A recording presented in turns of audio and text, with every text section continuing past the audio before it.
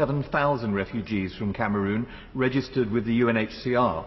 Thousands more have been forced to flee their homes, and dozens of villages have been ethnically cleansed. According to the United Nations Office for the Coordination of Humanitarian Affairs and High Commissioner for Refugees, 437,000 from the Anglophone regions have been displaced, whilst the charity Protection Approaches says that 3.3 million are in need of humanitarian assistance. Amnesty reports that 450 to 500 civilians and 185 members of the security services have been killed. UNICEF estimates that 58 schools have been destroyed. 47 political leaders are being held without charge. And a recent Amnesty report refers to, and I quote, arbitrary arrests, torture, unlawful killings and the destruction of property. The Catholic Bishops' Conference has called it, quote, inhuman, blind, monstrous violence. And of the October election, Archbishop Samuel Cleda, the president of the Bishops' Conference, says, one has the impression election results are decided before voting takes place. My Lords, we can all share in these horrendous statistics, but what I want to do is this evening focus on what conclusions we can draw from the United Kingdom's dismal approach to this situation.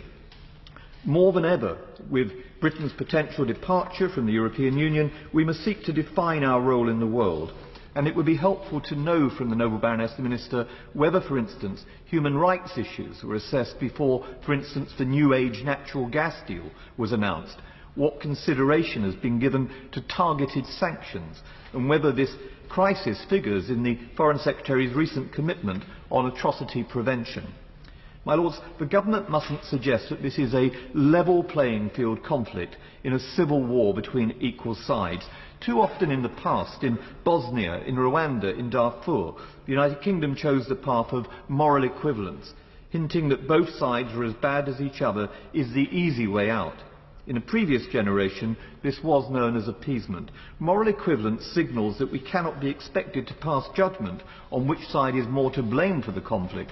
Instead, we issue the usual calls for a cessation of violence and a negotiated settlement, or we frame political conflicts as if they were natural disasters requiring aid, and we're very generous at sending aid rather than political solutions. At its worst, in Rwanda, Bosnia and Darfur, we have portrayed the persecution of unarmed civilians by repressive governments as a result of ancient ethnic hatreds, thereby dehumanising the victims and denying the legitimacy of the protesters who yearn for the rights that we take for granted. By citing ancient ethnic hatreds, we absolve ourselves of the obligation under international law to stop the killing. It's also disingenuous to defend our tepid response by claiming that the circumstances present us with a simple binary choice between wringing our hands in dismay or putting British boots on the ground. This is to ignore the potential for soft power available to the international community, be it concerted and sustained diplomatic pressure, carefully targeted sanctions, or international justice. The grievances fueling the violence in Cameroon did not erupt overnight. We had plenty of warning, but we chose not to listen to Cameroon's Anglophone minority.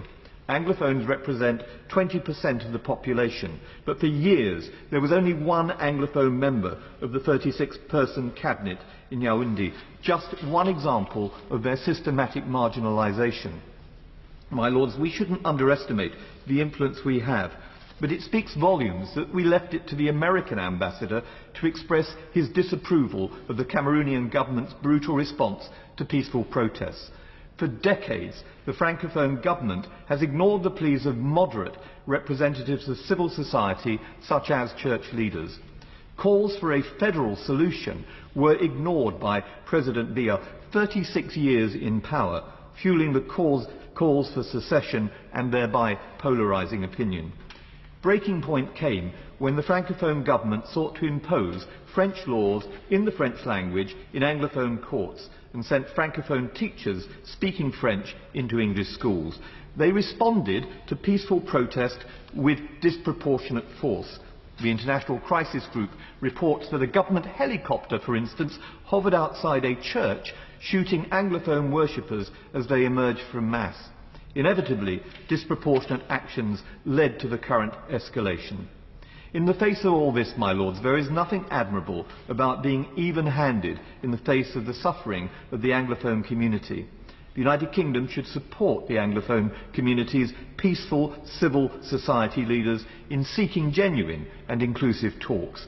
We need a targeted strategy for atrocity prevention and, my lords, a commitment to bring to justice those responsible for human rights violations wherever they occur. My Lords, I too would like to thank my noble friend Lord Boateng for initiating this debate and too for his passionate introduction.